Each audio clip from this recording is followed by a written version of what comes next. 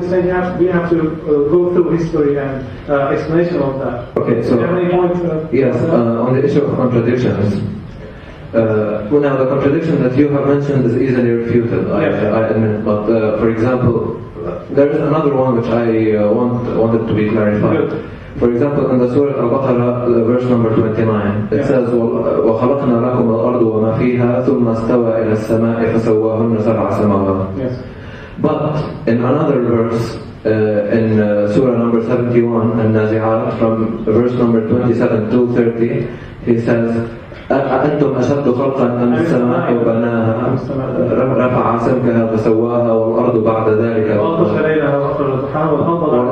ذلك دحاها. So there he says that at first the earth is built and then the heavens, and there it says that the heavens were built and then the earth. Yes, thank you for this question. To closely examine these, it's a good question. I mean, I actually would like if we can have a session of all the alleged contradictions and discrepancies, or maybe even the misconceptions about Islam, women, terrorism, or terrorizing women, the combination of two. You see, so these are misconceptions. We need to explain, especially about, for example, coexistence, Islam and coexistence. Does Islam endorse coexistence or not between Muslims and other communities?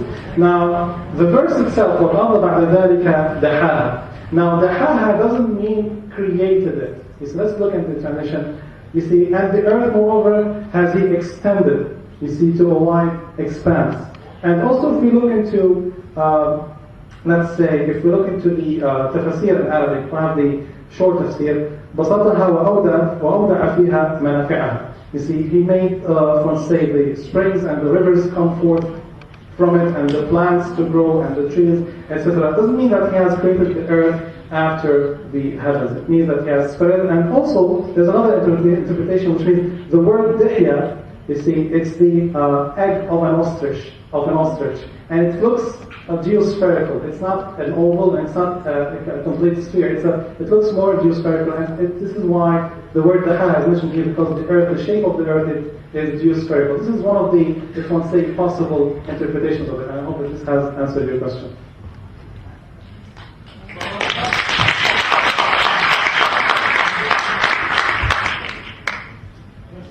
Excuse me, I have a question. What's the main problem? What's the formal explanation of Islam for the issue of reincarnation? Especially that in recent years in Europe and in the US, they have like hard evidence for people, boys. There's an example of a boy 4 years old who speaks 14 languages fluently. And it was considered that it's like a sufficient proof of reincarnation, that he has carried the knowledge of these languages from one life to the other. Okay. And Druze consider that in certain verses of the Quran, Yes. there is like 12 verses that support reincarnation. What's the problem of the other sects of Islam, other than Druze, of accepting this? All right. Thank you for your question. Thank you.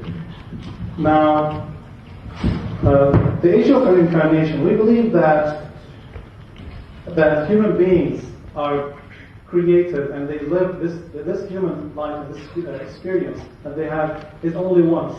You see, if we look into one of the verses, because I have met many of, I have Jews, friends and colleagues.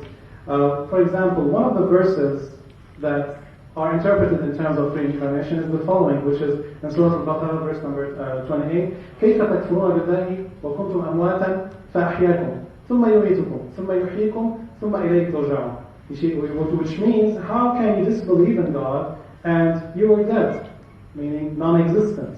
You see, how can you reject the faith in God, seeing that you were without life, and He gave you life, and then He caused you to die. He will cause you to die, which is the death that we know, and will again bring you to life, which is in the afterlife. In the afterlife, which is the akhirah, and again to Him will you return. You will return to Him, and you will stand accountable before God. So this is, one of the verses which are interpreted by the Jews as referring to reincarnation. Now, as to refer to this research, I would like if you can give me the source of this research, and we can simply say that there could be other possible explanations. It is possible, it's open to all possibilities, maybe other than reincarnation. And we need to follow it, to see all the circumstances and all the facts related to the study.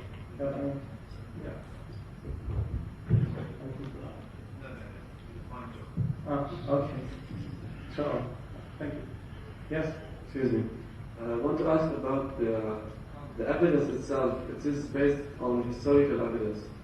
So, and it is also debatable. This evidence is some don't believe in it. So, how can we make this an evidence, a fact? And it's also controversial. Some don't believe it, and some yeah.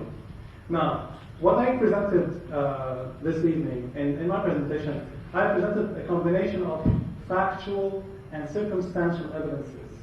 You see, there are evidences related to the circumstances in which the Quran appeared, if you want to say, or the life of the Prophet himself, or testimonies of people who knew him, or people who were around him, whether they believed or disbelieved in him. And also there are some factual evidences which we can come across through the study of the Quran itself.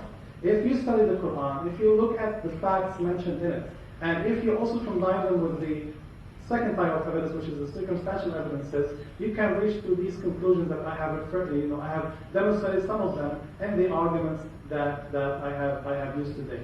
So I hope that has made it clear to you. Because if you want to know about a certain book, whether it is revealed by God or not, you have to study the book itself, and you have to learn about the circumstances in which it appeared. The people at that time, what kind of knowledge did they have? What kind of masteries did they have? The person who claimed to be a prophet, what was his character like? What people thought about him, etc. So you have to combine all these facts and study them very deeply in order to come with these arguments or with any conclusions. I hope that this has answered your question. I have three fast questions. Like fast food? The first question is, somebody was born a Muslim, a Christian. Okay. Then he lived his normal life like anybody else, and then he died without wondering about his belief. Okay. And what's Islam's stance regarding this issue? I always have. Isn't it unfair for him to go to hell? I mean, this is outside the topic, but it's a very important question, and thank you for asking it. Actually, it is very important to understand how we view people of other dispensations, all right, and what do we think about them? Do we think? I think I would use another presentation about this because I already tackled this. Do you believe that they are all going to attain salvation? Do we think that they are all going to suffer for eternity, or do we have? This is my daughter, by the way. Or do we have an alternative explanation according to the Quran? Now, subhanAllah, yes. Now, if we look into the Quran, the verse, the 62nd verse in the second surah, Surah Al-Baqarah, will explain it all. If I say mainly, will give us a better understanding on the topic.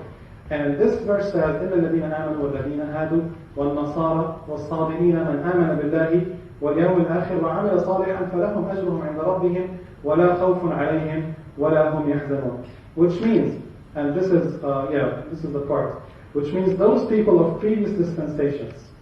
You see, what do we think about them? The verse says that those who believed, not necessarily in the people of previous dispensations, and those who follow the Jewish scripture, Jews, and those who are Christians, and those who are Sabians. Sabians are people who live in Mesopotamia, they believe in one God, but they also divinated, if one says, celestial bodies and stuff like that. You see, those of them who believed in God, and in the afterlife, and also their good deeds, they shall be rewarded with their Lord, and they shall not fear, nor shall they grieve. Alright? So, in conclusion, it implies that anyone who ever lived having the following minimum requirements, and you are, always have in university, you have minimum requirements to pass, but also these are the minimum requirements for salvation. True belief in God, true belief in Judgment Day and afterlife, and good deeds as well. You see, anyone who has these things, he or she shall attain salvation. You see, but what do we mean by true belief in God? Believing that God is one and only, and very briefly, God is one and only. He is all perfect and beyond all imperfection. Very simple. Any person living in a primitive society or a Bedouin society can grasp these concepts about God. You see, true belief in the hereafter, that we are accountable before God. You see, there is eternal reward and as well as eternal punishment based on our faith, intentions, and deeds. And also good deeds. And we know from the narration that some people entered hellfire, or entered paradise mainly, for a very little good deed. For example, a man who gave water to a thirsty dog, etc. So it could be any good deed. But however, there is a but here. Those who lived during and after the fulfillment of religion by the advent of Prophet Muhammad ﷺ, or even any previous prophet who was at their time, you see, there are of three types. The first type, those who received the message fully. Second type, those who didn't receive the message. And third, those who received it in incomplete or distorted manner, through Fox News, CNN, Muslims are terrorists, he has a bad Muslim neighbor who throws his garbage, etc., and he shouts and frowns at him every day, doesn't greet him, doesn't say good morning, good evening, or good afternoon, etc. So, only the first category, people who belong to the first category, those people are accountable, you see, in regards to receiving the message and not making the decision about it. So I hope that this has explained this ambiguity, because even many Muslims think that only the followers of Muhammad will enter paradise. This is not true. We have to understand further the text and the scriptures in order to have a complete image and a better understanding of it. Do you consider the Christians who attended today's lectures received the message? I don't know if today's question is, you're trying to embarrass some people here, but I don't know if today's lecture is sufficient for them. It might need more time. There was a person who lived in the time of Prophet Muhammad ﷺ, but he became Muslim in the time of Uthman, meaning about more than 10 or 20 years later. But some people came to the Prophet and immediately said the Shahada and believed in the Prophet Muhammad ﷺ. So it depends on the pace of a person. Some people require more time, some people, it depends. People have different and diverse approaches in learning and or to reaching. The first question is related to the second question. This is my encyclopedia of questions so far. In the civilization sequence courses at AUB, Yes. We consider Christianity to be one of the monotheistic religions. Yes. So the idea of Trinity might be a figurative expression of the monotheism, Yes. God being one. Mhm. So how do you respond to this? And even Christians consider themselves monotheistic. You see, they don't consider themselves as three theistic. You see, they believe that there is one God, but this one God, you see, has, if you want to say, three different manifestations, three different centers of consciousness, three different personalities. The Father is a person, the Holy Spirit is a person, and the Son is a person, but they are not three different gods, they are one God. Now, we Muslims don't believe in Trinity, and this is one of the, part of the Reformation we introduced to our, the Christians. Is there any contradiction between Trinity and monotheism? That's Now, this will require further explanation. But as I told you, we Muslims say, invite the Christians to abandon the belief in Trinity, and this is done through dialogue, through discussion, through, reflecting upon the facts related to this creed. You see, without any compulsion, without any insults, without any injury, or without being offensive. So this is where we were commanded to invite people with hikmah wa maw'idat al-hasana, وَنُجَادِلُهُمْ بِالَّتِي أَحْسَنُ. We invite them with wisdom, beautiful preaching, and if we were to have debates, discussions, and dialogue, it would be in the best means and by the best content and the best style possible. And we need to know that, because a civilized dialogue is something which is missing in this part of the world, the Middle East. You see, many times we fail to have a successful dialogue, and we resort to violence, to AK-47s and bombings, and if we were more, we can be more civilized by resolving our issues and our problems through dialogue, through civilized dialogue. People of different and various religions and philosophies, and if you want to say doctrines. You see, if we can successfully resort to dialogue and discussion, which is selfless and benevolent, you see, we can reach the better solutions, inshallah. Okay, the last thing, Prophet Muhammad says, I was ordered to fight people until they believe that there is no God but Allah. Yes. How does Islam deal with this? Yeah.